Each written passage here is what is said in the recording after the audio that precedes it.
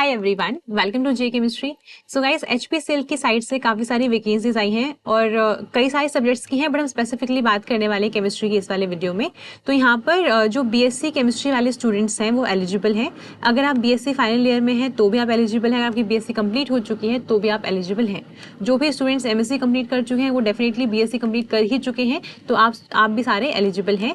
सो यहाँ पे age limit क्या रहने वाली है, पे स्केल क्या है ना, सिलेक्शन प्रोसेस क्या है, सारी डिटेल्स हम इस वाले वीडियो में देखने वाले हैं। तो सबसे पहले आप जाएंगे एचपीसीएल की ऑफिशियल वेबसाइट पे, जो कि है hindustanpetroleum.com। तो यहाँ पर ये ऑफिशियल वेबसाइट आपके सामने आप देख पा रहे हैं। करियर्स पे हम जाएंगे और जो जॉब ओपनिंग्स उस पर क्लिक करेंगे तो आपको ये वाला पेज आपके सामने ओपन होगा। ठीक है, इसमें आप देख सकते हैं यहाँ पे वैकेंसीज हैं। तो यहाँ पर आप देखिए detailed advertisement PDF attached content in English. ठीक है, इसमें हम क्लिक करेंगे तो हमारे सामने ये वाली पीडीएफ ओपन होगी। ठीक है, अब इस वाले पीडीएफ में जितने भी इंपॉर्टेंट पॉइंट्स हैं मैंने वो हाईलाइट कर दिए हैं, मैं आपको दिखाती हूँ। ठीक है, लेकिन जितने भी स्टूडेंट्स एलिजिबल होंगे जो अप्लाई करना चाहेंगे, पहले आप इस वाले पीडीएफ को पूरा गो थ्रू करेंगे, उसके बाद ही अप्लाई करना स्टार्ट करेंगे। सो एचपीसीएल क्या है? Hindustan petroleum corporation limited. ये एक महारत्न कंपनी है ना। और यहाँ पर आप देखें अगर तो जो इसकी रिफाइनरीज हैं वो मेनली मुंबई और विशाखापट्टनम में है, और इसके अलावा 16.96% की इक्विटी है एमआरपीएल में, जो कि ऑपरेट करती है कर्नाटका से। ठीक है, ये वाली कुछ डिटेल्स हैं यहाँ पर। उसके अलावा कितने जोनल ऑफिसेज हैं, कहाँ पे रीजनल ऑफिसेज हैं, सब कुछ यहाँ पर बताया गया है ना, ये आप देख सकते हैं। अगर हम बात करें कि ये एप्लीकेशन प्रोसेस कब से स्टार्ट हुआ है, तो ये ऑनलाइन एप्लीकेशन स्टार्ट हुई थी फ्रॉम 25 फरवरी, और जो लास्ट डेट है अप्लाई करने की वो है 25 मार्च। तो अगर आप इसके लिए एलिजिबल है और अप्लाई करना चाहते हैं, आपको लास्ट डेट का वेट नहीं करना, एट द अर्लीस्ट आप अप्लाई करेंगे। ठीक है, सो 25 March is the last date, जितना जल्दी हो सके आपने अप्लाई करना है। इसके बाद यहाँ पर ना काफी सारी वैकेंसीज हैं, बहुत सारी डिटेल्स भी दी गई हैं। मैं स्पेसिफिकली केमिस्ट्री की ही बात करूंगी। आप देख सकते हैं यहाँ पे सबसे फर्स्ट पोजीशन है जूनियर एग्जीक्यूटिव असिस्टेंट। तो यहाँ पे जो पे स्केल रहेगा वो 30,000 से लेके 1,20,000 रहने वाला है। यहाँ पे टोटल 10 वैकेंसीज हैं। ठीक है, और इसमें जो मैक्सिमम एज लिमिट है वो है 25 ईयर्स। अगर आपकी एज 25 से ज्यादा है फिर आप एलिजिबल नहीं है। ठीक है, और यहाँ पर बोला गया है minimum 3 years of full time regular graduation in any discipline except engineering और मेडिसिन। दैट मीन्स केमिस्ट्री वाले बच्चे भी यहाँ पे एलिजिबल हैं। आपके पास फुल टाइम होनी चाहिए, लेकिन जिन्होंने प्राइवेट कर रखी है, मतलब बेसिकली जिन्होंने डिस्टेंस से अपनी कंप्लीट कर रखी है, कॉरेस्पॉन्डेंस से कंप्लीट कर रखी है अपनी बीएससी, वो एलिजिबल नहीं है, फुल टाइम चाहिए होगा, और यहाँ पे कोई एक्सपीरियंस रिक्वायर्ड नहीं है। इसके अलावा एक और पोस्ट है जहाँ पर जूनियर एग्जीक्यूटिव क्वालिटी कंट्रोल, यहाँ पे पे स्केल सेम ही है 30,000 से लेके 1,20,000, और यहाँ पे टोटल 12 वैकेंसीज हैं। यहाँ पर भी एज लिमिट 25 ईयर्स ही है। इसके लिए चाहिए होगा, ये स्पेसिफिकली केमिस्ट्री वाले स्टूडेंट्स के लिए है। यहाँ पर तो फिजिक्स वाले भी अप्लाई कर पाएंगे, मैथ्स वाले भी अप्लाई कर पाएंगे, है ना। लेकिन यहाँ पे अगर हम बात करें तो यहाँ पर 3 years full time regular graduation in chemistry, BSc chemistry यहाँ पर मांगा गया है। ठीक है, तो यहाँ पे 12 वैकेंसीज हैं और 25 इज द एज लिमिट, कोई एक्सपीरियंस रिक्वायर्ड नहीं है। तो अगर आप अप्लाई कर रहे हैं तो फिर आप इसके लिए डेफिनेटली अप्लाई करें। ठीक है, इस वाली पोस्ट के लिए। और इसके अलावा अगर हम आगे देखें तो एमएससी केमिस्ट्री वाले बच्चों के लिए भी पोस्ट है, लेकिन वहां पे एक्सपीरियंस रिक्वायर्ड है, तो वो हमारे लिए ज्यादा हेल्पफुल नहीं रहेगी। लेकिन अगर आप में से कोई भी ये वीडियो देख रहा है जिसके पास एक्सपीरियंस है इतना, तो आप डेफिनेटली अप्लाई करें। ठीक है, तो यहाँ पर आप देख सकते हैं, मुझे नीचे काफी सारी वैकेंसीज एक्चुअली, तो यहाँ पर आप देख सकते हैं 3.15 पे senior officer, assistant manager / manager lube blending. ठीक है, तो ये 3 बेसिकली यहाँ पे पोस्ट हैं, जिसमें पे स्केल यहाँ पे दिखाया गया है। इसमें सिर्फ 2 ही वैकेंसीज हैं। तो जो सीनियर ऑफिसर है उसके लिए एज लिमिट 33 इयर्स है, असिस्टेंट मैनेजर के लिए 36 है, और जो मैनेजर की पोस्ट है उसके लिए 39 एज लिमिट है। तो यहाँ पे एमएससी केमिस्ट्री मांगा गया है। अगर आप सीनियर ऑफिसर की पोस्ट के लिए अप्लाई करते हैं तो 33 years is the maximum age limit, और आपके पास 6 इयर्स का एक्सपीरियंस होना चाहिए। अगर आप असिस्टेंट मैनेजर के लिए अप्लाई करते हैं तो 36 is the maximum age limit, और आपके पास 9 इयर्स का एक्सपीरियंस होना चाहिए एमएससी केमिस्ट्री कंप्लीट होने के बाद। और अगर आप मैनेजर के लिए अप्लाई करते हैं देन आपकी 39 है मैक्सिमम एज लिमिट, और 12 इयर्स का एक्सपीरियंस आपके पास होना चाहिए। सिमिलरली वापस से सब सेम है, बस यहाँ पे क्या है, ग्रीस मैन्युफैक्चरिंग का ये डिपार्टमेंट है, और यहाँ पे 4 वैकेंसीज हैं। Age limit similarly senior officer के लिए 33 है, असिस्टेंट मैनेजर के लिए 36 है, और मैनेजर के लिए 39 है। और यहाँ पे अगर एक्सपीरियंस की बात करें तो सीनियर ऑफिसर के लिए 6 इयर्स, असिस्टेंट मैनेजर के लिए 9 इयर्स, और मैनेजर के लिए 12 इयर्स का एक्सपीरियंस रिक्वायर्ड है। बट दोनों ही केसेस में एमएससी केमिस्ट्री ही मांगा गया है। तो आप में से अगर किसी के पास भी इतना एक्सपीरियंस है सो आप डेफिनेटली अप्लाई करें, क्योंकि पे स्केल काफी अच्छा है। ठीक है, और अगर हम बात करते हैं सिलेक्शन प्रोसेस की, यहाँ पे बहुत सारी वैकेंसीज हैं और बहुत सारी डिटेल्स भी यहाँ पर दी गई हैं। ठीक है, यहाँ पे बताया गया कि आपका काम क्या रहने वाला है, इन सबके बारे में इन्फॉर्मेशन दी गई है। ठीक है, इसको आप काफी स्क्रॉल डाउन करेंगे, फिर आप पहुंचेंगे सिलेक्शन प्रोसेस तक। ठीक है, तो यहाँ पर हमने वैकेंसीज देख ली हैं, पोस्ट देख ली हैं, ये यहाँ पे आपका वर्क कल्चर कैसा रहेगा, क्या क्या रिस्पॉन्सिबिलिटीज होंगी, है ना, वो सब यहाँ पे बताई गई हैं। इसके अलावा हमें स्पेसिफिकली डिस्कस करना है सिलेक्शन प्रोसेस। ठीक है, तो यहाँ पर ना अभी की वैकेंसी जस्ट आई ही है, 25 मार्च लास्ट डेट है अप्लाई करने की।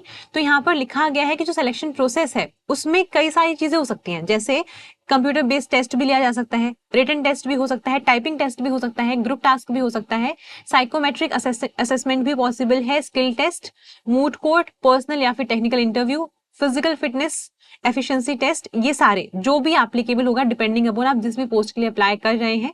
ठीक है, जैसे अगर आप केमिस्ट्री, बीएससी केमिस्ट्री की बात करें, हम जनरली मैक्सिमम चांसेस यही है कि वहाँ पे कंप्यूटर बेस्ड टेस्ट ही होगा। ठीक है, ये डिपेंड करता है कितने स्टूडेंट्स एक्चुअली अप्लाई कर रहे हैं। तो इन्होंने यहाँ पे लिखा है कि कंप्यूटर बेस्ड टेस्ट जहां भी एप्लीकेबल होगा उसमें ऑब्जेक्टिव क्वेश्चन आने वाले हैं। ठीक है, और अगर जो लीगल एचआर ऑफिसर्स की जो पोस्ट है उसमें तो सब्जेक्टिव भी हो सकता है, बट बाकी जो है उनमें ऑब्जेक्टिव क्वेश्चंस आएंगे। अगर केमिस्ट्री में एग्जाम होता है तो उस वाले केस में ऑब्जेक्टिव क्वेश्चंस आने वाले हैं। अब जो आपका ये टेस्ट होगा उसमें दो पार्ट्स होंगे, एक तो जनरल एप्टीट्यूड वाला पार्ट है जिसमें इंग्लिश लैंग्वेज के कुछ क्वेश्चंस होंगे, क्वांटिटेटिव एप्टीट्यूड टेस्ट के कुछ क्वेश्चंस होंगे, इंटेलेक्चुअल पोटेंशियल टेस्ट यानी कि लॉजिकल रीजनिंग और डेटा इंटरप्रिटेशन के भी क्वेश्चंस होंगे। इसके अलावा जो भी आपका सब्जेक्ट है उसके रिलेटेड भी क्वेश्चंस होंगे। जो भी आपकी क्वालिफाइंग डिग्री यानी कि बीएससी वाला बच्चा अप्लाई कर रहा है अगर, तो बीएससी लेवल के क्वेश्चंस आपको देखने को मिलेंगे। इसके लिए बेस्ट होगा आईआईटी जैम के क्वेश्चंस को प्रैक्टिस करना। ठीक है, इसके अलावा अगर हम बात करें कि एग्जाम कब हो सकता है, तो यहाँ लिखा हुआ है कि टेंटेटिव डेट जो है वो 3 मई है, लेकिन एचपीसीएल की बात के पास पूरा राइट है टू रीस्केड्यूल द डेट, वो आगे भी शिफ्ट कर सकते हैं उसको। ठीक है, और जो भी सीबीटी क्वेश्चंस का सिलेबस होगा वो भी आपको एचपीसीएल की ऑफिशियल वेबसाइट पर ही आने वाले टाइम में देखने को मिलेगा। ठीक है, तो यहाँ पर आपको जो वेबसाइट अगर आप अप्लाई करते हैं टाइमली आपने विजिट करते रहना, बहुत ही फ्रिक्वेंटली आपने विजिट करना है। ठीक है, और जैसे मैंने बताया करियर्स वाला ऑप्शन था, वहीं पे आप क्लिक करेंगे, वहीं पे सिलेबस भी अपडेट हो जाएगा। तो इन्होंने बोला है कि जो सिलेबस होगा उसमें मियरली इंडिकेटिव नेचर का वो होगा, जैसे फॉर एग्जांपल इधर केमिकल बॉन्डिंग लेट से, है ना, तो केमिकल बॉन्डिंग का मतलब क्या है कि आयनिक बॉन्डिंग भी, कोवलेंट बॉन्डिंग, कोऑर्डिनेट बॉन्डिंग, हर तरह की बॉन्डिंग उसमें इन्वॉल्व होगी। ठीक है, इस तरह से है। तो फिर जो भी आपकी क्वालिफाइंग डिग्री है उसके लेवल के क्वेश्चन से आपसे पूछे जाएंगे। और फिर ये भी लिखा गया है कि जो टेस्ट पेपर्स हैं यानी कि जो क्वेश्चन पेपर हैं वो डिस्क्लोज नहीं होंगे anyone other than the candidate. That means जो कैंडिडेट एग्जाम देने जाएगा सिर्फ वहां पे एग्जाम देगा, ऑनलाइन एग्जाम है वो देगा, उसके बाद वो जो पेपर है वो डिस्प्ले नहीं किया जाएगा, तो कोई भी वो पेपर नहीं देख पाएगा। दैट मींस इस वाली पोस्ट के लिए कोई भी प्रीवियस क्वेश्चन पेपर्स भी अवेलेबल नहीं होंगे, आपको खुद से प्रिपेयर करना पड़ेगा। ठीक है, और फिर यहाँ पे कोई भी मैकेनिज्म नहीं है रीवैल्यूएशन का, जितने आपके मार्क्स आ गए वो आ गए। तो जो भी आपके इंडिविजुअल मार्क्स हैं, जो भी कट ऑफ है, वो आप जब लॉगिन करेंगे कैंडिडेट लॉगिन के अंदर आप वहीं पे देख पाएंगे, ऐसे पब्लिकली डिस्प्ले नहीं किया जाएगा। ठीक है, और जो भी स्टूडेंट्स क्वालिफाई करेंगे कंप्यूटर बेस्ड टेस्ट, है ना, उनकी मेरिट डिटरमाइन की जाएगी और उसके बाद देखा जाएगा कि मतलब मेरिट एक बार डिस्प्ले हो गई वहां पर, अगर मेरिट लिस्ट वहां पर आ गई है, सो प्री डिटरमाइंड रेशो जो इनकी ऑलरेडी डिसाइडेड है कि कितने स्टूडेंट्स को कॉल करना है नेक्स्ट स्टेप के लिए, तो उनको क्या करना पड़ेगा, अपने सपोर्टिंग डॉक्यूमेंट्स अपलोड करने पड़ेंगे, है ना। और फिर यहाँ पे लिखा गया है कि स्क्रूटनी के बेसिस पे जो एप्लीकेशन है उसमें आने वाला है uploaded documents and category wise. एक सेकंड मुझे पढ़ना पड़ेगा, ये मैं भूल गई पॉइंट क्या था। Basis scrutiny of the application, uploaded documents and category wise and discipline wise merit list in computer based test. Shortlisted candidates will be called for the group task. मतलब बेसिकली पॉइंट ये है कि जितने भी जैसे category wise भी students होंगे, है ना, और डिसिप्लिन वाइज भी होंगे, अलग अलग पोस्ट के लिए स्टूडेंट्स अप्लाई करेंगे, तो उनके एक अलग से लिस्ट रेडी की जाएगी और उनको कॉल किया जाएगा ग्रुप टास्क के लिए या फिर पर्सनल इंटरव्यू के लिए। ठीक है, और पर्सनल इंटरव्यू से पहले आपके डॉक्यूमेंट्स वेरीफाई किए जाएंगे, अगर डॉक्यूमेंट सही हुए तभी आपको पर्सनल इंटरव्यू के लिए भेजा जाएगा, अदरवाइज आप डिस्क्वालीफाई कर दिए जाएंगे। ठीक है, और ये मेंशन किया गया है पॉइंट नंबर के में कि जितने भी अलग अलग जो ये स्टेप्स हैं इन सब में आपको क्वालिफाई करना, मिनिमम क्वालिफाइंग मार्क्स लेकर आना ये जरूरी है, चाहे वो आपका कंप्यूटर बेस्ड टेस्ट हो, चाहे वो ग्रुप टास्क हो, चाहे वो इंटरव्यू हो, सारे केसेस में आपके मिनिमम क्वालिफाइंग मार्क्स डिसाइडेड होंगे, उतने मार्क्स तो आने ही चाहिए, अदरवाइज आपको डिस्क्वालीफाई कर दिया जाएगा और एक category wise and discipline wise merit list अलग से निकाली जाएगी। ठीक है, और इसके अलावा अगर आप सेलेक्ट होते हैं तो एचपीसीएल की साइड से आपके पास एक ऑफर लेटर आएगा जिसमें आपकी ज्वाइनिंग डेट लिखी होगी, तो उसी डेट पे आपको ज्वाइन करना है। अगर आप ज्वाइन कर नहीं पाते हैं तो फिर जो आपका ऑफर लेटर है वो बेसिकली कैंसिल कर दिया जाएगा। ठीक है, तो मेरिट लिस्ट में जो भी नेक्स्ट कैंडिडेट होगा उसको फिर कॉल किया जाएगा आपके प्लेस पे। जो सिलेबस है कंप्यूटर बेस्ड टेस्ट का है ना, और जो सिलेक्शन प्रोसेस है इंटायर प्रोसेस वो अपडेट किया जाएगा हिंदुस्तान पेट्रोलियम की ऑफिशियल वेबसाइट पे ही। ठीक है, तो जो करियर वाला पेज है वो आपने फ्रीक्वेंटली विजिट करके देखते रहना है, सारी इन्फॉर्मेशन आपको वहीं पे मिलेगी। और यहाँ पे बताया गया है कि जो ये पे स्केल था 30,000 टू 1,20,000, इसके जो CTC यानी कि कॉस्ट टू कंपनी है वो अप्रोक्सीमेटली 10.88 लाख है।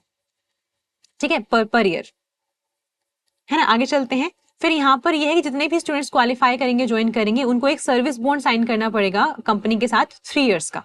ठीक है, और अगर आप 3 इयर्स से पहले लीव करते हैं, तो अगर आप जनरल कैटेगरी के स्टूडेंट्स हैं या कैंडिडेट हैं, तो फिर आपको 100,000 लाख 3 लाख का अमाउंट जो है वो पे करना पड़ेगा। और अगर आप EWS, OBC, SC, ST, PWD category से हैं अगर, तो फिर आपको 50,000 पे करना पड़ेगा अगर आप बॉन्ड ब्रेक करते हैं तो। ठीक है, और इसके बाद अगर हम देखें, हाँ, अगर आप ज्वाइन करेंगे तो आपको जो फर्स्ट ईयर रहने वाला है वो प्रोबेशन पीरियड है, तो हर महीने आपकी सैलरी से 5,000 का अमाउंट डिडक्ट किया जाएगा। और जब आप 3 साल का अपना ये कंप्लीट कर लेंगे, अपना बॉन्ड जो आपने साइन किया हुआ 3 इयर्स का, अगर आप वो कंप्लीट कर लेंगे, उसके बाद ये जितना अमाउंट डिडक्ट हुआ है आपका हर मंथ, वो आपको वापस दे दिया जाएगा विदाउट इंटरेस्ट, है ना। और अगर आप रिजाइन करते हैं फिर तो आपको जो बॉन्ड ऊपर मेंशन किया है मैंने, वो आपको पे करना पड़ेगा, है ना। इसके बाद एक सेकेंड आगे देखते हैं, ये वाले कुछ इंपॉर्टेंट पॉइंट्स थे। और फिर यहीं पर है कि जो पोस्टिंग है वो तो पूरे इंडिया में कहीं भी आ सकती है, और मेडिकल टेस्ट भी होगा। ठीक है, तो यहाँ पर लिखा हुआ है कि मेडिकल टेस्ट भी होना है, तो आप मेडिकली फिट है या नहीं, उसके स्टैंडर्ड्स उन्होंने मेंशन किए गए, आप चेक उसको कर सकते हैं कहाँ पर, hindustanpetroleum.com/careers। तो करियर्स वाले पेज पे आपको मिल जाएगा जो स्टैंडर्ड्स हैं मेडिकल एग्जामिनेशन के, वहां से आप वो चेक कर सकते हैं। और जब आप फाइनली सेलेक्ट हो जाते हैं, लास्ट में फिजिकल फिटनेस टेस्ट भी होना है। ठीक है, जब वो क्लियर करेंगे उसके बाद ही ज्वाइनिंग आएगी, और जो प्लेसमेंट है वो ऑल ओवर इंडिया कहीं भी हो सकती है। उसके अलावा इन्होंने बोला है कि जैसे आपकी जो डेट ऑफ ज्वाइनिंग है उससे लेके आपका 1 ईयर का प्रोबेशन पीरियड रहने वाला है। जब आप प्रोबेशन पीरियड कंप्लीट कर लेंगे, फिर आपको फाइनल सर्विस के लिए बेसिकली आपका स्टार्ट हो जाएगा प्रोसेस। ठीक है, और फिर यहाँ पे रिजर्वेशंस और कंसेशंस और रिलैक्सेशंस के बारे में बताया गया है, इसमें एज लिमिट को भी बताया गया है, तो ये आप खुद से प्लीज रीड कर लेना, बहुत सारे पॉइंट्स हैं। तो अगर आप एलिजिबल हो तो पहले गो थ्रू करना, ठीक है, उसके बाद ही आपने स्टार्ट करना है। और यहाँ पे लिखा हुआ है कि जो पूरा प्रोसेस है वो ऑनलाइन प्रोसेस ही रहने वाला है, ऑफलाइन कुछ भी नहीं है, है ना। और ये चीज यहाँ पे मेंशन की गई है कि जो आपकी ईमेल आईडी आप डालेंगे during the filling of application form, उस टाइम पे आपको ईमेल आईडी और मोबाइल नंबर जो भी आप ऐड करेंगे वो आपका एक्टिव रहना चाहिए फॉर एटलीस्ट 1 ईयर। ठीक है, तो जो भी आपका एक्टिव मोबाइल नंबर है, एक्टिव आईडी है, वही आपने वहां पे करनी है अपलोड। और उसके अलावा वहीं पर आपको चेक करते रहने, कोई कम्युनिकेशन जो भी होगी कंपनी की साइड से वो मेल के थ्रू ही करेंगे। ठीक है, इसके अलावा जो एप्लीकेशन फी है वो सारी पोजीशंस के लिए एप्लीकेशन फी उन्होंने लगाई है। जो SC, ST या फिर PWBD कैंडिडेट्स हैं उनको एग्जेम्प्ट किया गया है, उनके लिए कोई एप्लीकेशन फी नहीं है। बाकी जो अनरिजर्व्ड कैटेगरी है, OBC, नॉन क्रीमी लेयर है, फिर EWS कैंडिडेट्स हैं, उनके लिए अमाउंट है 1180 प्लस जो भी आपके पेमेंट गेटवे के चार्जेस होंगे वो आपको देने होंगे during the filling of application form. और उन्होंने बोला है कि जैसे आप पेमेंट कर देंगे एक बार, तो candidates are required to take print out of the acknowledgement of payment, और उसको आप सेव करके रखेंगे फॉर द फ्यूचर यूज। ठीक है, जब आपको दिखे ना हमें पेमेंट हो चुकी है, उसका आप स्क्रीनशॉट ले लेंगे और उसको फ्यूचर के लिए सेव करके रखेंगे, है ना। और यहाँ पर अगर आपको कुछ भी आप क्वेश्चन पूछना चाहते हैं या कुछ भी आपकी क्वेरी है अगर, तो जैसे आप फॉर्म फिल करना स्टार्ट करेंगे, आपका एप्लीकेशन नंबर आपके लिए एक अलॉट होगा। ठीक है, जब आप क्वेरी भेजेंगे तो क्वेरी आप भेज सकते हैं careers@hpcl.in। और कैसे भेजेंगे, उसका फॉर्मेट होना चाहिए पोजीशन नेम, जिस पोजीशन के लिए आपने अप्लाई किया है, और उसका एप्लीकेशन नंबर क्या है, उस पे आपने ये लिख के उसके बाद आप क्वेरी अपनी पूछ सकते हैं। ठीक है, तो यहाँ पे जितने भी इंपॉर्टेंट पॉइंट्स थे मैंने आपको बता दिए हैं, फिर से रिमाइंड करवा देती हूँ। 25 March is the last application date, जितना जल्दी हो सके आपने फॉर्म फिल कर लेना है। और यहाँ पे यही बताया गया है कि जो भी स्टूडेंट्स फाइनल ईयर में है वो भी एलिजिबल हैं, है ना। लेकिन पॉइंट ये है कि जब आप क्लियर कर लेंगे, अपनी BSc कंप्लीट कर लेंगे, इस साल आपकी कंप्लीट हो जाएगी अगर, तो फिर आप ना जो क्राइटेरिया है वो आप फॉलो करने चाहिए। आपके पास डिग्री आपका होना चाहिए, डिग्री सर्टिफिकेट होना चाहिए। और बाकी जितने भी स्टूडेंट जो BSc कंप्लीट कर चुके हैं उनके पास सारे डिग्री सर्टिफिकेट्स, मार्कशीट्स होनी चाहिए at the time of application. ये वाला पॉइंट यहाँ पे बताया गया है। ठीक है, बस इंपॉर्टेंट पॉइंट्स ये वाले ही थे। तो जितने भी इंपॉर्टेंट पॉइंट्स मैंने आपको बता दिए, लेकिन फिर भी अगर आप अप्लाई करें किसी भी पोस्ट के लिए तो आपने ये वाली जो PDF है इसको डाउनलोड करना है अपने फोन में और प्रॉपर तरीके से रीड करना है, उसके बाद ही आप अप्लाई करेंगे। ठीक है, आई होप ये वाली वीडियो आपके लिए हेल्पफुल रही होगी। All the very best.